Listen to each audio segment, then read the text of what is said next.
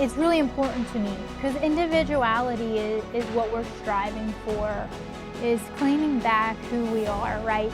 I like to think that my young self is grinning because she feels seen. One of my favorite things to do is to be in nature. Nature is my safe place. I can hold the experience of parts of my story that have been really painful and still be a very positive person. That's the difference between things that I've been through and who I am.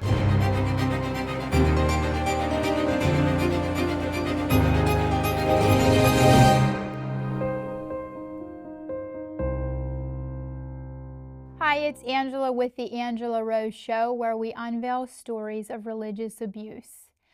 So today marks 1 year since we launched our very first episode on the podcast.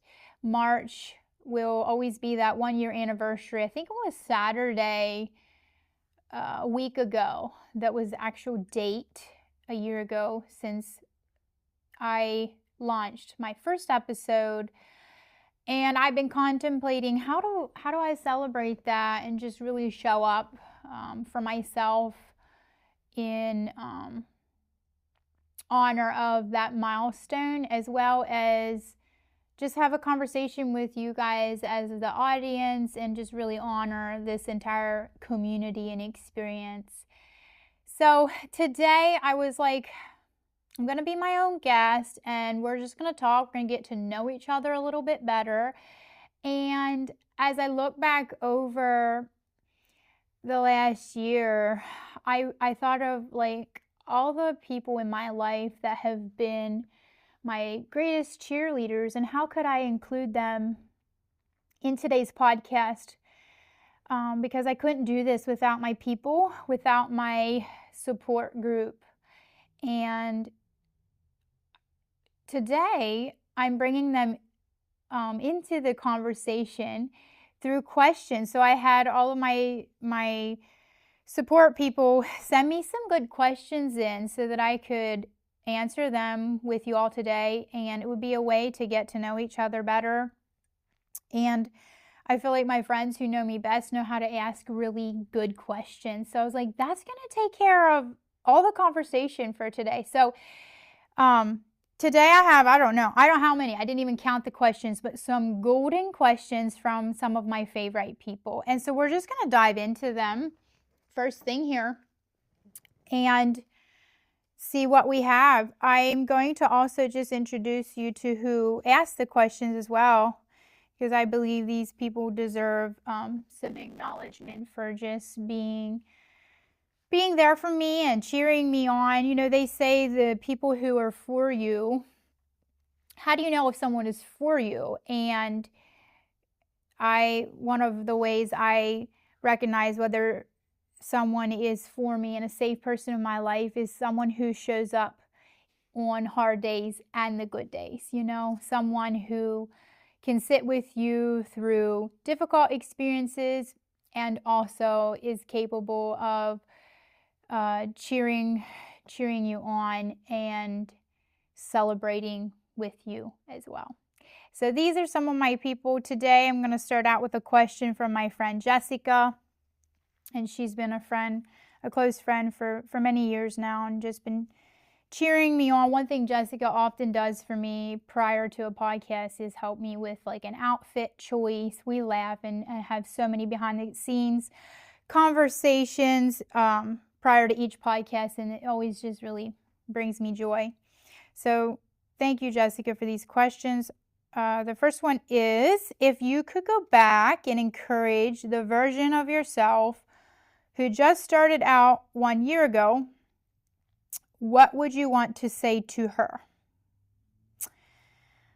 Oh, that's a great question. I was going to say the first thing, just looking back a year ago, like doing the very first podcast, it was so hard, you know, and I think I sat for like 5 minutes. I could not even talk because I was so just kind of nervous, and I still get a little bit nervous before each recording, but just a year ago, it was just amazing sitting here today, feeling just like after a year of doing this, I feel so much more comfortable talking to the camera than I did, or talking in front of the camera than I did a year ago. And that's a huge, just a huge, I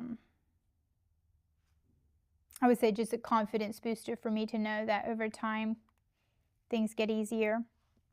But a year ago, I would say, if I were to talk to myself, I would say, you know what you're doing. So I would say resistance will happen in your body, but you can show up anyways. I think that's the thing that's been huge for me in this process is like mind over matter, like just showing up because this is something that matters to me, even when in my body at times it has been resistant. And seeing that I can do that has been such a confidence booster. So I would just say, you know what you're doing, resistance will come, but you can do it anyways. And I think having had kind of known that coming in, I think it would have just been, encouraging for me. I think another thing is this has been such a good experience for me, and I think for some of us trauma survivors, it is new to experience something good. And I think that's the other thing that, like, when I have experienced something that's really important to me, that really matters to me, something really good, I've noticed like a conflict in my body at times, and I'm like, what does this mean? You know, I've worked so hard to get to this point. Why does it feel like my body is resisting this? And understanding like how trauma recovery has been really helpful in realizing like my body isn't used to this. You know, I'm rewriting narratives that I can experience something good and that I deserve good. And that's what this is all about, is for survivors of trauma to be seen, heard, and loved, and to get used to good. And if I were to say anything more to myself a year ago, I would say you deserve good. And let's see. Oh, so another one I love. Jessica asks, as a host, what strength of yours do you feel shines through the most? Oh, this is a fun one. I would say my top strength as a host is making people feel comfortable in their own skin. I would say that just kind of naturally flows through my personality. I have always loved people. I was like that since I was a kid. I have a lot of confidence in connecting with people. You know, that's one part of who I am that I never lost. And I would say that comes natural with this work. It's just, you know, because I love people, very outgoing, I would say I'm quick to make people feel comfortable. And then the emotional attunements and presence that I offer my guests, I think is another thing that makes them feel comfortable. Emotional attunement and presence is something that is really important to me, and I would say that I have developed that skill mostly from experiencing it myself through safe support and care, good friends, and through that experience I have been able to develop offering that as a gift to others as well, knowing how much it has been impactful to me. And then one other strength I would say is that I have would be loving and respecting people right where they're at. And again, that is something that's meaningful to me. I thrive in environments where I'm loved for who I am and I feel respected. And it's the presence that doesn't have an agenda. So that's really important to me. Love without an agenda, and that we can just show up right where we're at with no expectations. And that's really important for me to give that and extend that open heart of love and unconditional respect to my guests as well. So the third question would be here: what areas of your life have really grown or blossomed since you stepped into your passion? So I would say I feel more centered. And this has been, when you try something new is amazing. This is a good question just because it's like, you don't really prepare yourself for how it will grow you till you do it, right? So this has been so interesting. But I would just say naturally in the last year, just doing something that really matters to me, something that I'm good at, something that I'm passionate about, has been really centering. And when I say centered, it's been very grounding. And, I've had a lot of anxiety and resentment from, just the different traumas in my life. And I've noticed the reduced anxiety and resentment. And that wasn't something I really anticipated until it was, just flowed. And I thought about it like, my resentment is less. And so why is that? And I think it's because I have taken action and ownership of my life in a way where there wasn't as much room for resentment anymore. I'm not waiting around for someone to tell me who to be, what to do. And I think the resentment that has been in my life has been kind of meshed with the codependency, right? Where you lean on others and you can be disappointed if someone isn't showing up for you in ways that you had expected. And the difference is for me now in recovery has been just really shifting in. I'm showing up for myself. I'm speaking up for myself. I'm allowing myself to be seen where I'm at. And that really reduces expectations of others, that ownership. And I've just really noticed a shift in that, which has been empowering, taking action, being my own voice, speaking up for my needs, not expecting someone to do that, but taking ownership for my own needs once, and also just the empowerment that came with that in the last year has been a confidence boost, and that is just a centering and grounding thing that I have found a lot of gratitude for in my growth, I would say. That's a good question. Just think of so many different things. All right, I have some questions from my friend Jeziel, and the first one is, in what ways have you noticed yourself growing intentionally or unexpectedly since beginning the podcast? It's similar to the other question I had, but I want to dive into this one because there was some unexpected growth, of course, too. When you try something new, there's just so much to learn. But I would say intentionally, the intentional growth has been in alignment with what I said before, just being true to who I am, being true to what matters to me, and saying it, giving myself permission to say it and show up and take up space as a woman has been huge for me. And I said before, it's been a confidence boost, but it's a huge part of my trauma recovery, coming from a conditioning where that was not an option. And to push past those barriers and to give myself permission to do the forbidden has been huge. It's been huge.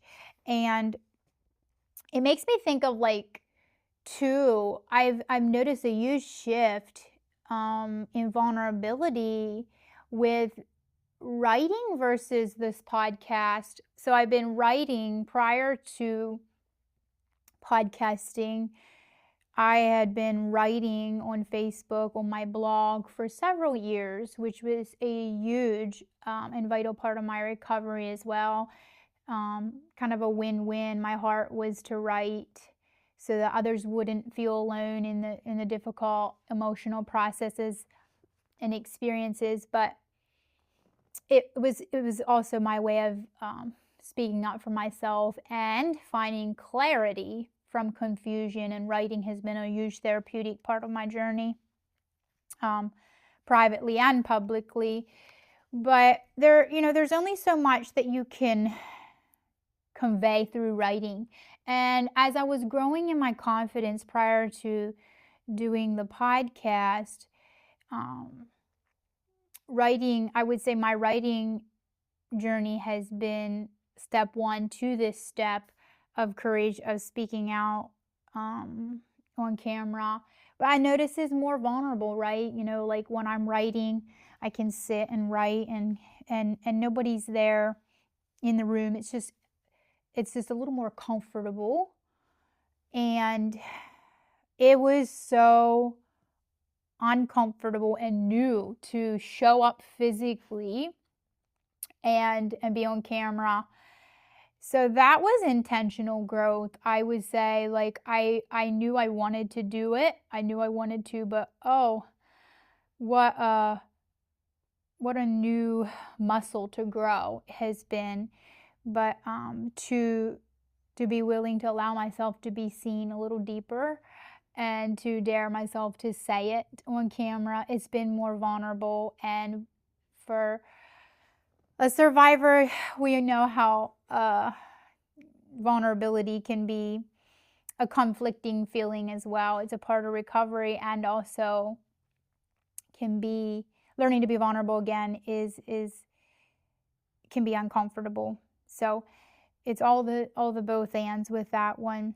But I would say that's been an intentional thing that I really wanted to push myself into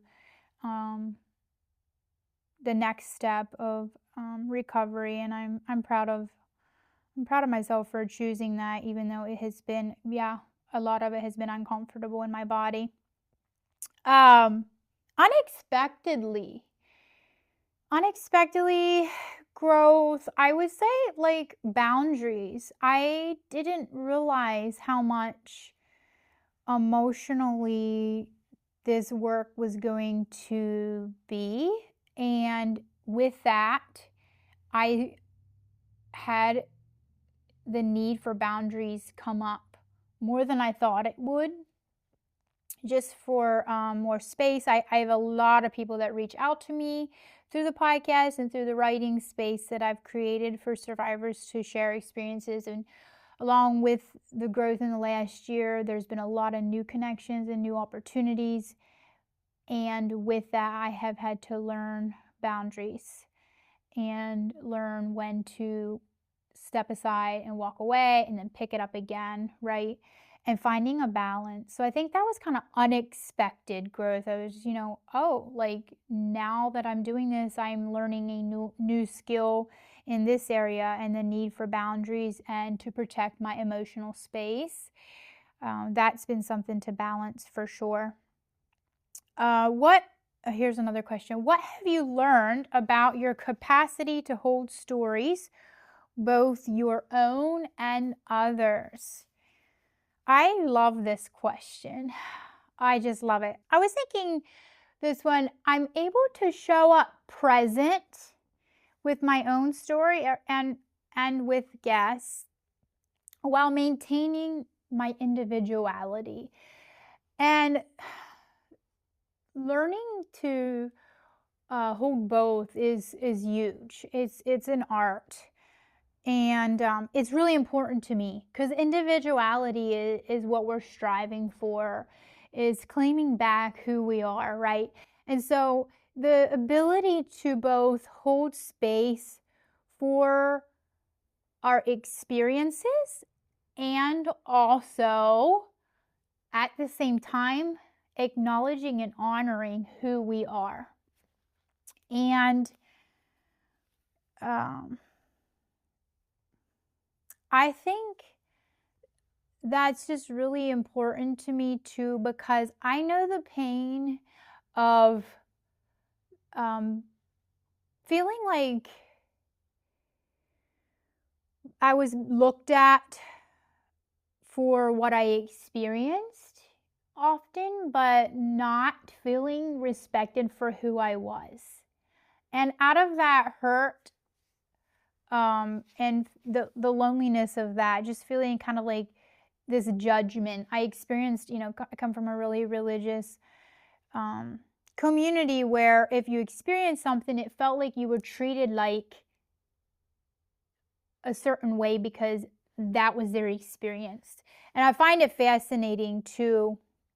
Recently, I was telling my friend, it's interesting, the first person to say you are not defined by your experiences, I've heard that a lot in a more judgmental, like projection, where like you shouldn't be defined by your trauma, your experiences, which is true. I've heard it said in ways that was very shaming. And I found it fascinating that those who are quickest to say that would often treat survivors like they were defined by their experience. Like they looked at us differently because of our experience, which was very disrespectful and dishonoring of who we are. So I find that kind of ironic. And just through my own experiences of feeling invisible and not respected for who I am, aside from my important experiences, that I really do believe we all deserve to be respected and have acknowledgement around. So it's really important for me to show up for others in that way, where I wanted to be known and respected for who I am, aside from what I experienced. Not to dismiss our experiences, but to hold both as an important part of our journeys, because they really are. It's a both and. Who we are and our experiences is a part of our story, and they go together. But I think it's really honorable when we can hold space for an experience, at the same time really just respecting that person for the courage that it takes to share it. It takes a lot of vulnerability to show up and say that something hurt you. It's a lot easier to ignore it. So when someone shows up in that way, I really want to honor it and respect them for it. So I would say that that is the heartbeat for my own, when I show up for myself and for my guests, is to keep that in mind and to really offer that respect. All right, another fun question Jeziel asks is, what is something you have been binge studying behind the scenes? I love this question, Jeziel. I was like, I knew exactly which book to go to, because behind the scenes, there's one book I pull up again and again. Kind of might surprise you, you guys, but it is, I brought it along because otherwise I'd had to write it down and I wouldn't remember the full title. So I just brought it along. It's a thick book. I have had quite a few therapists over the years, and I've had some really neat experiences with each one of them. But this book was recommended by one of the therapists I had several years ago. She was a certified sex therapist, and with different parts of my story and experiences in the culture I come from with sexual abuse, I had a lot of questions for her, and she told me that I should get this book called Banished. And it's a comprehensive look into the mind and soul of the sex offender, with sex offender case studies and the recidivism, I cannot say the word well, challenge by G. Cledwin Jenkins. And you can find this book on Amazon. And I have not completed this book, but when I decide to study, I pick this book up. I've picked it up over and over again. It's a lot of content. I find it fascinating. I've learned a ton, and I'm just getting started. And maybe one day I'll be able to tell you more about what I'm learning. But it has been very fascinating study, something I'm very interested in. I've learned the differences between a pedophile and a child molester, and the breakdown of examples and stories in this book has been so clarifying and eye-opening. So I have a question from my friend Rosine. Rosine had a really fun question. What was it like growing up in a family that didn't fit into the neat little Mennonite box?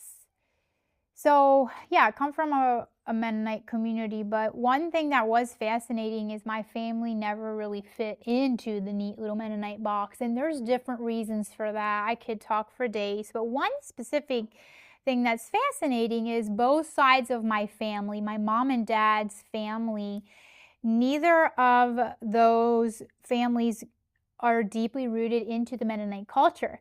So I credit that to why we never fit into the neat box, because it was not something that was generationally thick. I believe my grandparents on both sides were not from any type of Mennonite faith, and they were converts into the Anabaptist culture. So I don't know if you would consider us like first generational Mennonite or whatever, but it wasn't thick in our family line.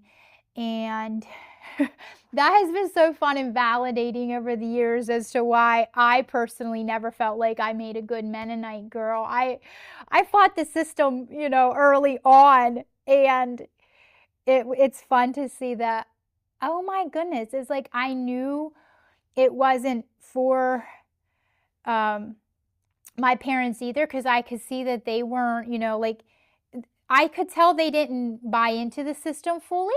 I could tell that. And I think, as a kid. And so I think that was good to see, although it did cause conflicting experiences for sure. They were, kicked out of the church when I was a teenager, and there was always issues. But, I'm looking back on that today, and I'm so grateful that, I feel like they often say rejection is redirection. And although we did have a lot of rejection, and we were judged and gossiped about, and just, there was a lot of hurtful things that happened because we weren't your average Mennonite family. But I think that I'm really grateful today for the redirection that brought, and I believe that there was a lot of good in not fitting in. I think it was what was right about us that we didn't fit in, and I think that I had to learn to fight for who I was early on, because I didn't have the comfort of maybe acceptance, and through that lack of comfort, I would say I became self-aware earlier on, which helped me discover who I am and where I'm headed. I was looking at that probably sooner. I grew up a little too fast because of it, but today I would credit a lot of the strength that I've found from those experiences for sure. And I would say also it broadened my view of other people, because of being judged and feeling a lot of judgment in the community we came from. I would be probably really, when I'm in a room full of people, I'm quick to look at the people that and talk to the people that maybe no one else is talking to, or the one that maybe stands out. I love diversity. I love diversity. And so I think that comes from that's one thing that was a little different about me and my family, is we had maybe a little broader picture of that. And when you have a broader picture of diversity, it is really hard to fit to the mold of a box, and I think that's a really good thing. The other question is how has your understanding of faith, spirituality, or God changed since leaving the cult? Oh, that's another wonderful question and really deep, because so much shifts when you leave. So much shifts when you leave a rigid religion behind, and when you let go of what you were forced to believe to discover what you really believe. That is a big shift. So I have some things I wanted to respond into that. I have discovered the beauty of not having to have all the answers. And what a relief, coming from a community where rigidity and black and white, and you needed an answer for everything, and I had to justify everything that I did or didn't do or say. That was an exhausting, demanding lifestyle.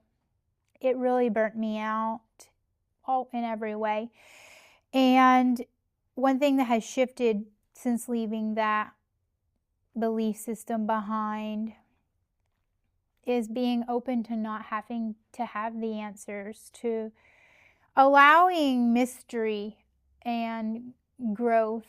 And how can we grow if we think we already have it figured out? So for me has been, the shift is to be open to questions, and really the vulnerability of being willing to ask questions and explore the mystery of who I am and what my purpose is, which is a part of my spirituality. And I wrote this down, and this is probably one that I would say is the most important to me. And there's so much behind it, and I'm just going to read what I wrote. I have found deep confidence in not needing to prove my spirituality to anyone.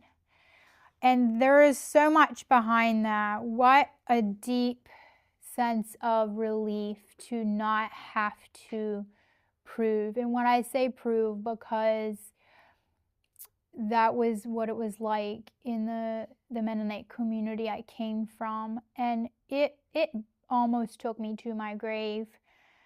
A large part of the conditioning is you had to prove yourself. You had to prove yourself to your family, your church, just everyone in the community pretty much demanded you to be a certain level of spiritual, or what they believed was right or wrong. And that was complex and heavy, very heavy and impossible, and the peace of being on this side of that wall, and the peace I have found in I don't have to prove anything to anyone. I can have a journey. I can have a journey of discovery, and I don't have to find approval through anyone in that. That can be personal, and that's intimate. And I think there's just something extra sacred in that for me personally, because of how exhausting it was, trying to find a place in a system where it would have been impossible to reach it. So the confidence in not needing to prove anything to anyone about my spirituality, and to just sit with it and discover the mystery, has been beautiful. I have a few other points with that. Oh, yeah, as I come back home to who I have always been, before I was told who I was and what to be, and conditioned strongly in ways that I had to self-abandon to survive the environment. As I come back home to that, I have found a deeper meaning and connection to my higher power. And again, it's a very centering experience. And when I find myself connected in that way, I find that I naturally have nothing to prove anyone. And again, that's such a regulating, peaceful feeling, a feeling of acceptance that I am loved right where I'm at. And I can be human, because that's exactly what I was created to be. And what a wonderful relief to be able to give myself permission for that. All right, so I have another question, and this one's from my friend Larita. By now, what do you think little Angela is thinking and feeling of who you've become and are doing, for example, this podcast? So that's a fun one, Larita. I love it.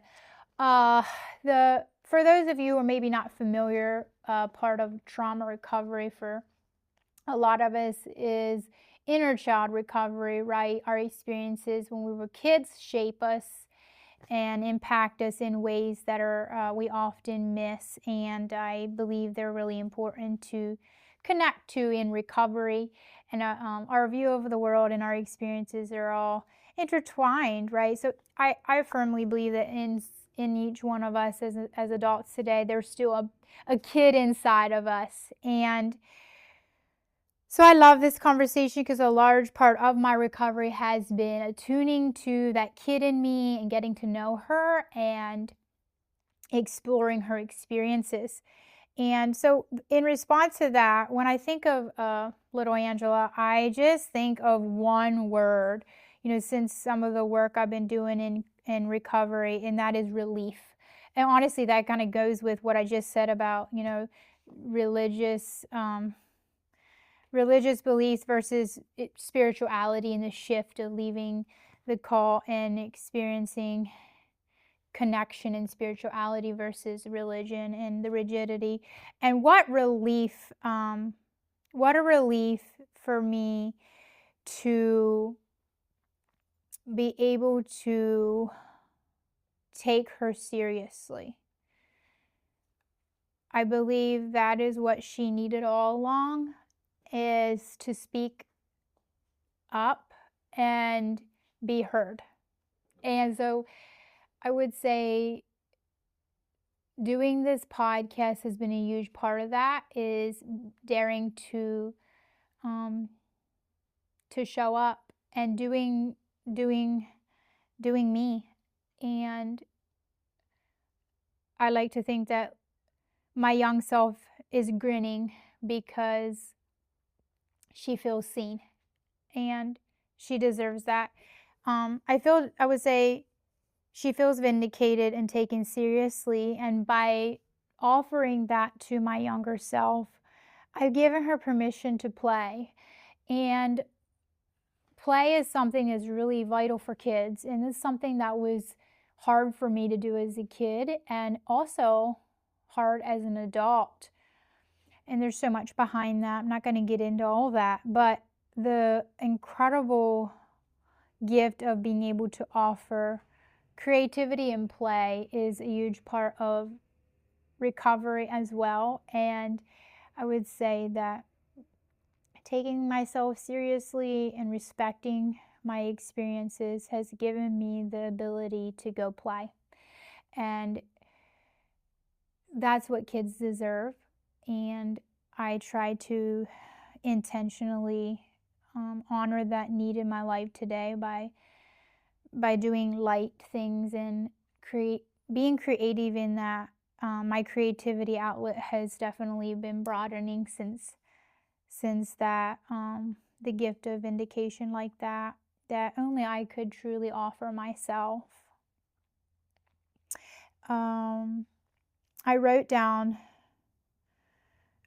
She feels vindicated and respected, so much so that she runs off to play now because she feels safe in her own skin. What is one thing that you wish more people knew about you? Oh, I love these questions. There's different things I thought of, but I would say the first thing that came to my mind, I try to think of like, what's the first thing that comes to my mind with that question?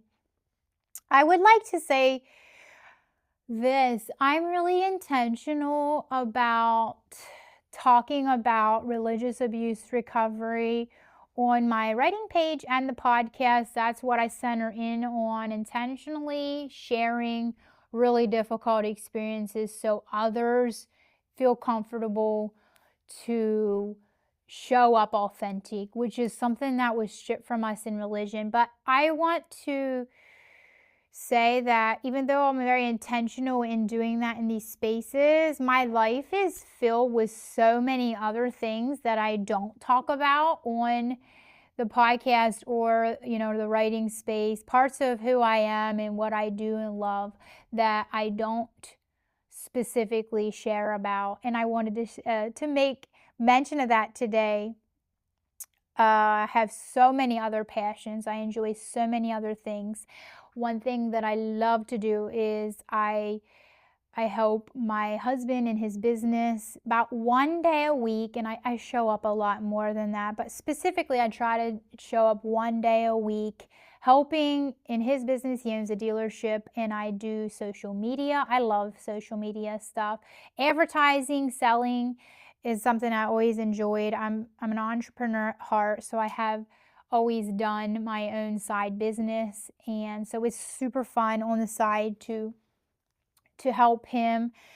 So yeah, I wanted to mention I'm a mom of 2 boys. I don't talk about that a lot, but I take my kids to sports. I do so many things besides this work that is a part of who I am that I think is fun to be able to talk about a little bit. Another thing I thought I would mention that I wish that people knew more about is the fact that I'm very intentional in not sharing something until I feel I'm ready to, or I have experienced a certain amount of closure around it. And I learned that through having been definitely re-traumatized a lot in my past by sharing things that were really important to a lot of the wrong people in the wrong places. And then the re-traumatization of that lack of safety really shifted something in me. And in those experiences, in some of those really difficult experiences of not having boundaries and not having safe places, I have found it to be vital to have control over what I share and what I don't share, and what I'm ready to share and what I'm not ready to share. And so whether it comes to the parts of my story that I would share on the podcast or my writing space, if I'm sharing it publicly, I've done a lot of work around it prior.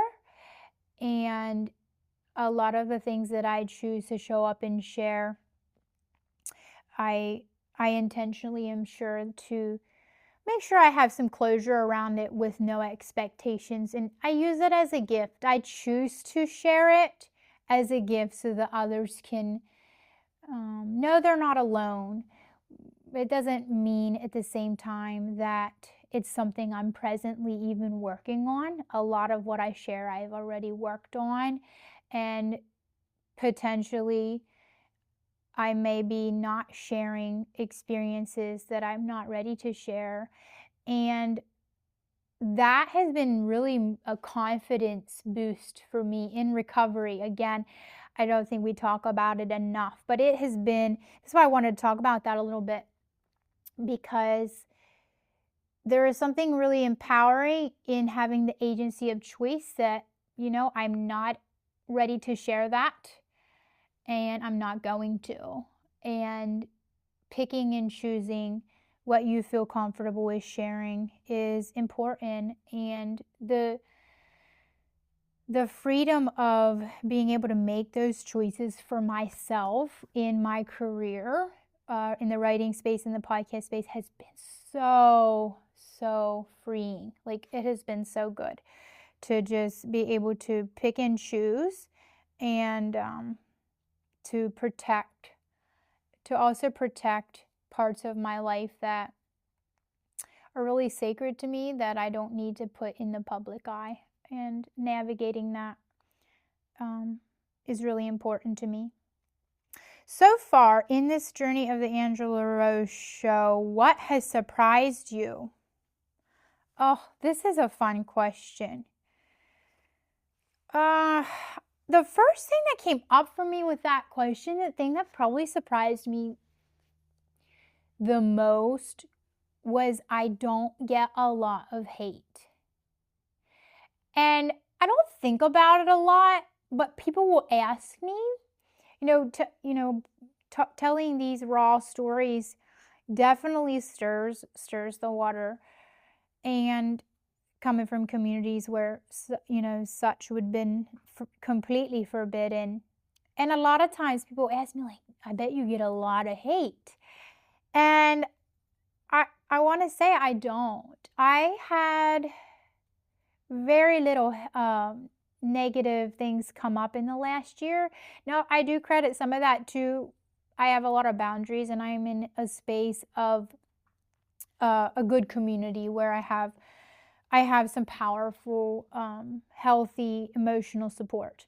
But even then, like, I'm amazed that I don't get a lot of hate. And I do credit that to the way that we approach the podcast, and that is we show up with our hearts, and we show up with honesty, we show up with truth and our experiences. And I always say that, like, one thing you can't do is argue people's experiences. I think if we would be showing up with, like, strong beliefs and controversial opinions, and coming to the conversation with a lot of strong, rigid beliefs, I think that they coming from head knowledge versus the heart is two different approaches. And for me, I experienced a lot of trauma from that disconnect. Is a lot of, like, you got to believe this way or the highway, and just a lot of that strong rigidity was really negatively impactful. And I think that started me on a journey early on to want to, like, lead from the heart and not the head, right? Lead from an open heart and lead with authenticity. It's really important to me.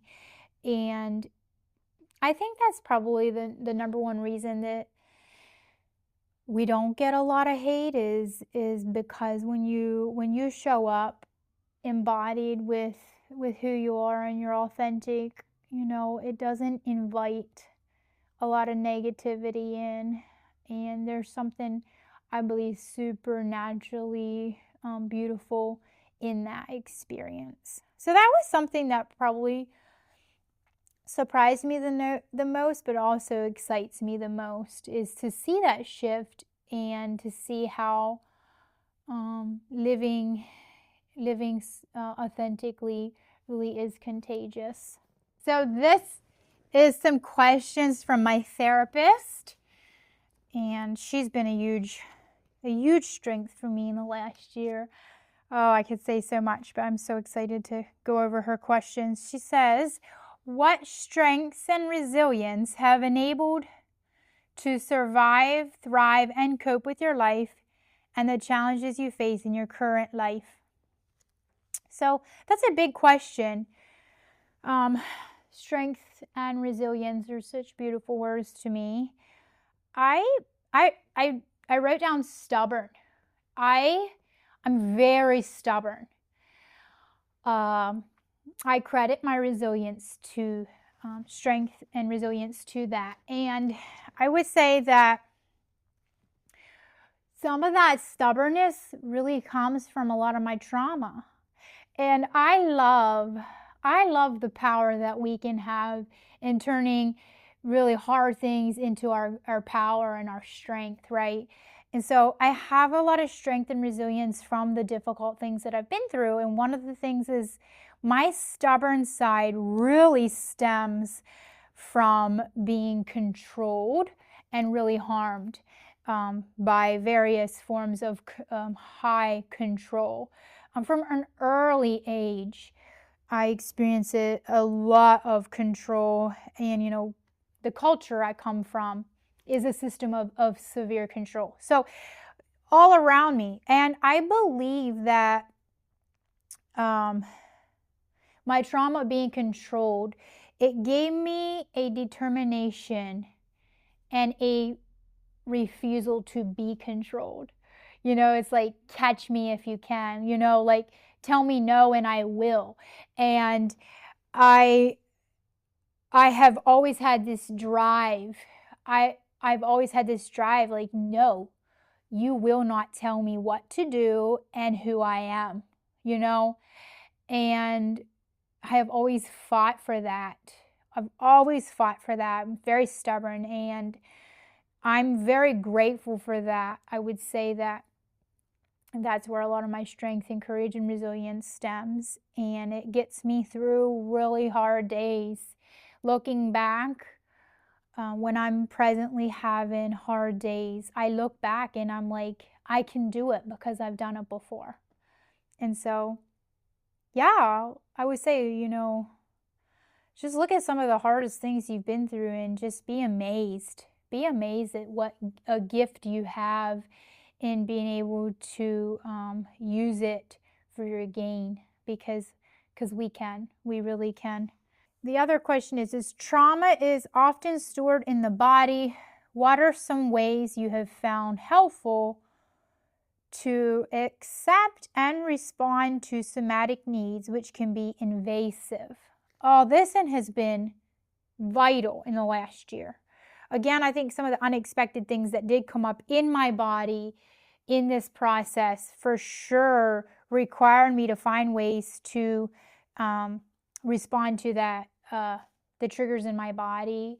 And trauma is definitely an embodied experience. So one thing that I find that is essential for me is to move my body.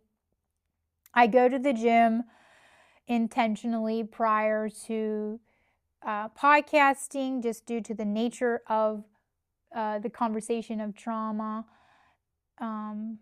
with not only my own experiences, but then, sitting with the stories of others. I have found is very helpful for me to move my body before and after. So intentionally, whether I'm going to the gym, one of my favorite things to do is to be in nature.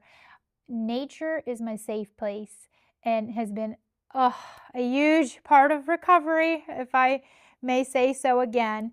I love nature, and I just feel so safe when I'm outside, whether I'm on a hiking trail. I love to hike. I love parks. I take my boys to the park a lot.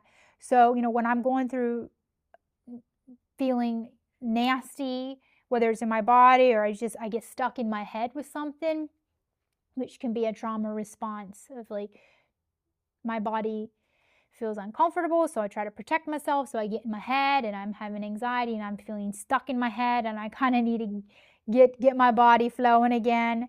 I will try to intentionally go to the park and play with my kids. Doing things like that can be really helpful with shifting me and getting me out of my head. Another thing that has been huge that I try to intentionally do at least once a month is getting massage. Massages are huge for my nervous system. I can tell that anytime if I am dysregulated, which is a natural human experience that we all have, but I feel like for me, learning to get regulated, and finding ways to be intentional for regulation has been a huge part of my recovery as well. And massage is one way. It is soothing to my nervous system. I can go into a massage kind of feeling dysregulated and leave feeling really regulated, and a shift in my mind, my anxiety. It has been so good. And the laughter. I love to laugh, and with friends going to dinner or going to doing stuff and just laughing has been a medicine for me. So those are things that have been, and they seem simple, right? Like, just, it's stuff that's free. Going out and being in nature, and laughter, that's stuff that comes at no cost. But I think for me, it requires being intentional to make it happen. Reaching out to a friend and booking that massage and going to the gym. It just takes intentional choices. Sometimes I put it off and I regret it. And every time I am intentional, it is something I am always glad that I did for myself. And it makes me a better friend, and I can show up better when I do take care of myself first. And so I've had to really be intentional in that as well in the last year. What has enabled you to experience post-trauma recovery? I love this question. It is a big one. I have a lot written down in response to it. The first word that came to my mind in response to what has enabled me to experience post-trauma recovery is safety. And although it's just one word that I love, there's so much behind safety for survivors. And I would say the first step towards that for me was leaving the culture I came from, which was really hard to do when that's a part of your identity and that's all you know, but it was an essential. So leaving the culture of origin was a huge step in safety for me. I had to leave the environment where the harm was still happening in order to recover, because you cannot heal in the environment that is hurting you. Re-traumatization and re-wounding is something that pulls us down. And so leaving the culture of origin was huge. Putting boundaries up around family, and then really just finding safety through people who were for me. And I found a lot of that in the therapeutic space. My therapist is one of those people, as well as some really good friends. And surrounding myself with other survivors has been huge, because being around other trauma survivors is naturally shame reducing, because they get it and they've been through it. And I have found are some of the most non-judgmental people on this planet Earth.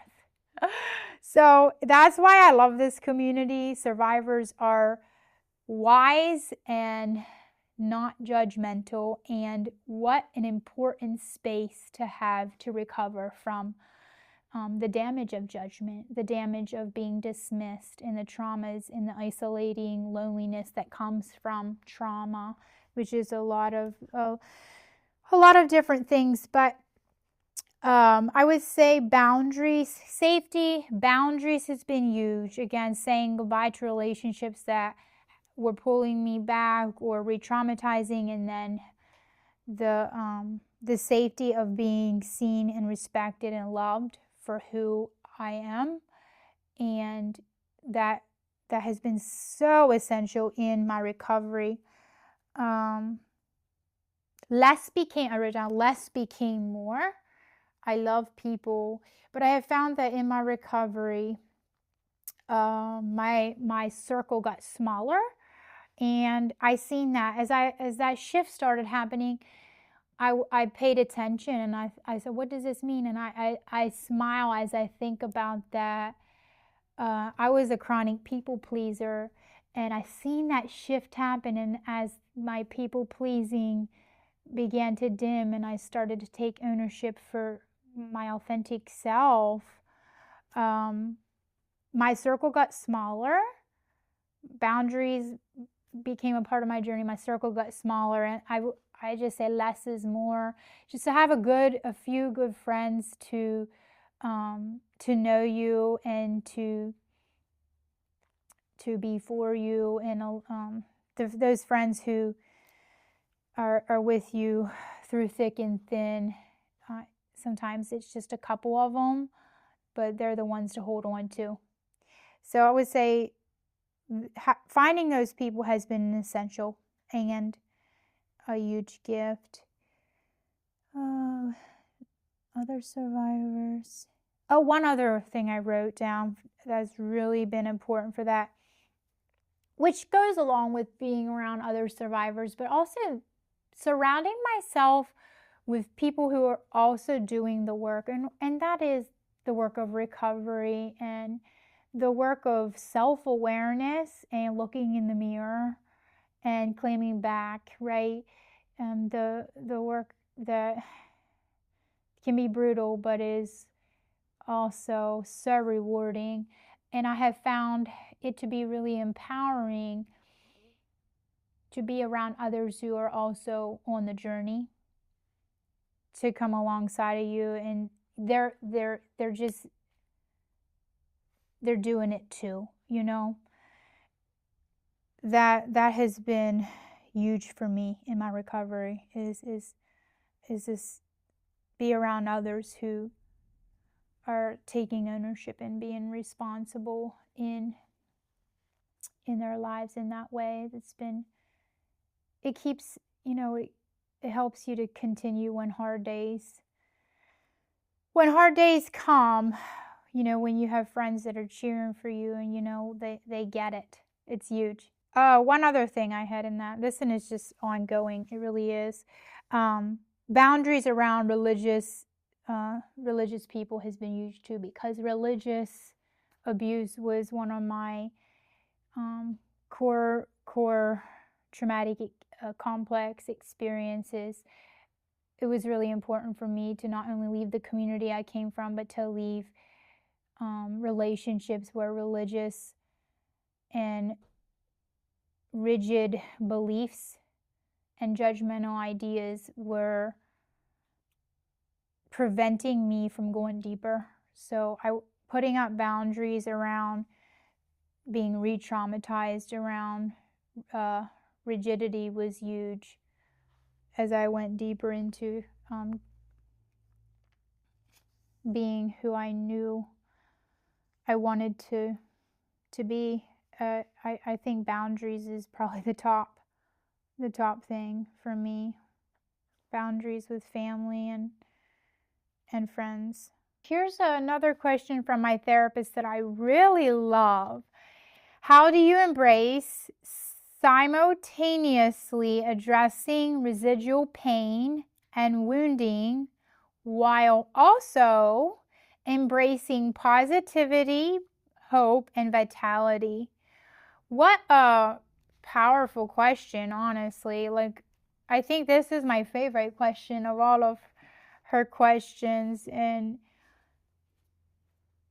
just the question makes me feel really seen. It's just so deep. But the first thing I want to say in response to that, how to hold all of those different important truths in one, is understanding that I'm made up of so many different parts, and they all matter.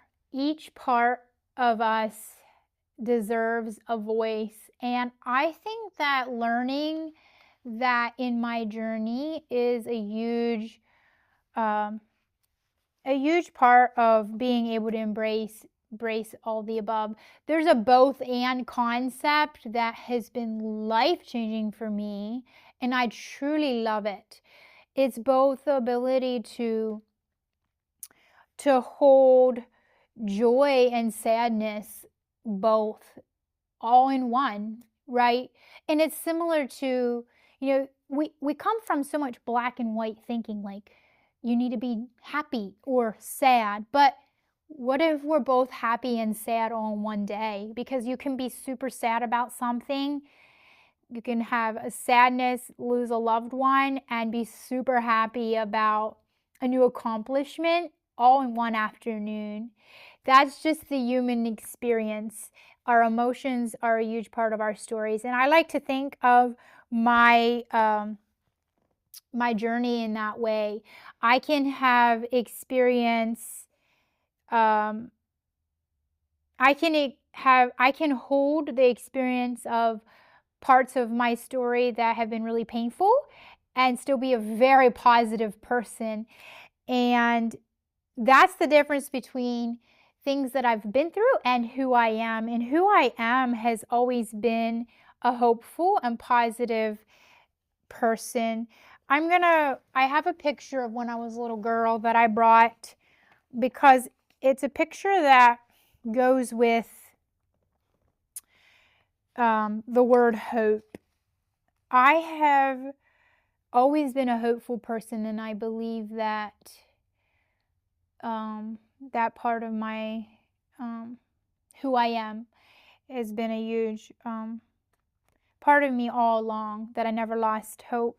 I never lost hope. And this picture, when I was a little girl, I'm looking up with like wonder and interest, and I wanted to learn. I was like that as a kid. And we were at Farm Safety Day on this picture, and I think it was a firefighter who I'm looking at, and he's telling us something about fire safety. We did a building thing where we had to climb out a window or something, and we're in a small trailer here, and he's doing fire safety teaching. But this picture is just, I'm looking up, and I want to know more about the world. I want to learn. It was a big day for me as a kid to experience that fire safety thing at the local Farm Safety Day, I believe. But I pulled that picture out of my childhood photo album this morning because I see in that girl a hopeful person who seen so much to look forward to in her future in this world. And I believe that has given me so much vitality and life is hope. And it's amazing how you can go through something painful and still be a very positive person, because both parts are true. And I think that when we hold out the experiences that we've been through and honor them, and also honor who we are all in one, there's just something about that brings a lot of peace to me, is to be able to not be defined by one specific thing, to not be just positive. And you see that, you'll see like toxic positivity where you aren't able to acknowledge sadness and pain and the difficult experiences. And it's just really important to me to be able to hold space for all the above in my journey, because there are different parts of me that are all true, and they all matter, and they're all worthy of being respected. All right, I have one more question here, and that is, looking back, what are you most proud of in this journey? The thing I'm most proud of is that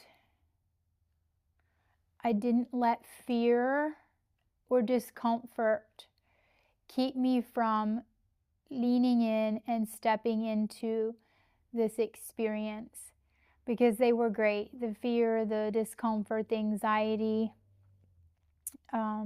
when you do something new or different or for the very first time, it's to be expected. And I'm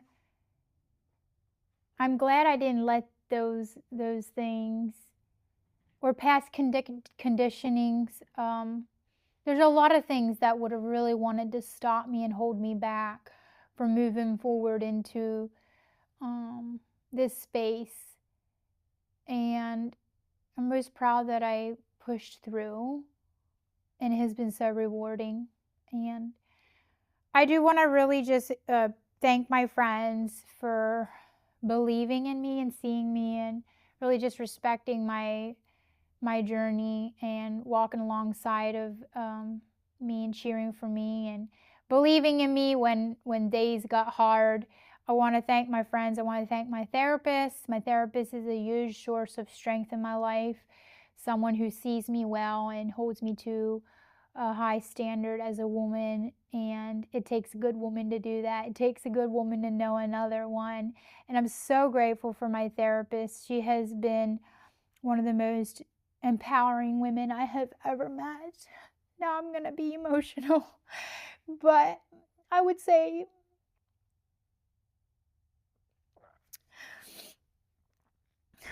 she's been a huge part of this shift in my recovery.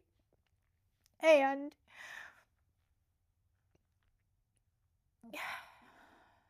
it takes a good woman to know another good woman.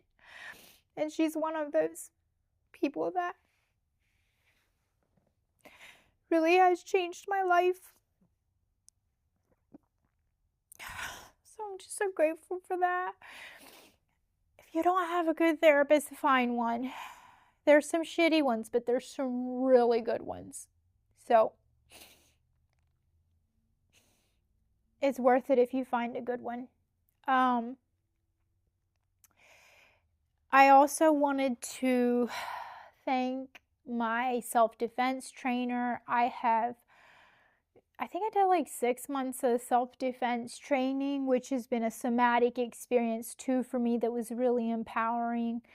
One of my trauma responses over the years was to freeze and appease, and taking action by doing this podcast and taking action and taking back my life has been a huge part of recovery. And I had no idea how learning self-defense techniques, just physically speaking, and situational awareness, I had no idea how much that would boost my confidence and help me when my body kind of tends to naturally freeze, but also my brain can be reminded that I can take action now, that I can do something about it, and that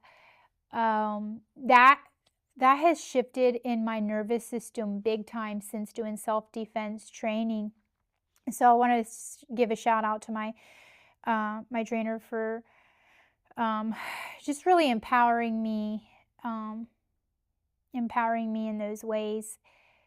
I feel like that it's really hard to explain the shift that happened in my body just by taking action for myself in those ways. It just really shifted something for me mentally.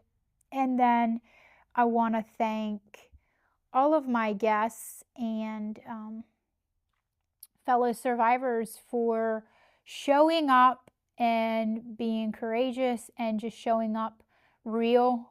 That has been a huge source of strength and courage for me to continue showing up real and courageous, because we are in this together. And wow, the courage that we give each other in this work is completely priceless. And that's what it's all about, is a community of support, because that's what we all deserve.